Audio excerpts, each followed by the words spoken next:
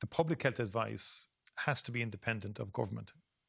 There has to be some synergies in terms of operationalization of the public health advice. In other words, making sure it's doable and all of that. So, but the point is that the moment you endeavour to sort of over politicize it, as a country, you're in trouble. Look at what happened.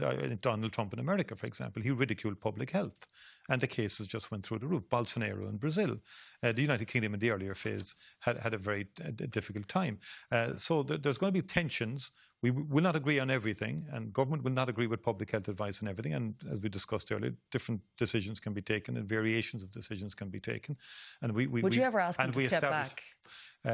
It's not the type of relationship where I ring up and say, "But out of this," or anything like that. I have too much respect for people and their own professional competencies to approach people in that direction. But I know my jurisdiction, my domain. I know that I'm ultimately responsible, along with my cabinet colleagues, in terms of the decisions we have to take as a government.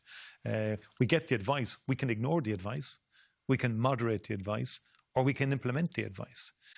But by and large, if you look at the overall narrative around Ireland's coping with COVID, we've come through it relatively well relating to other countries. Our vaccination programme has been, I think, very efficient and very effective, and has been transformative in terms of its impact on the variant.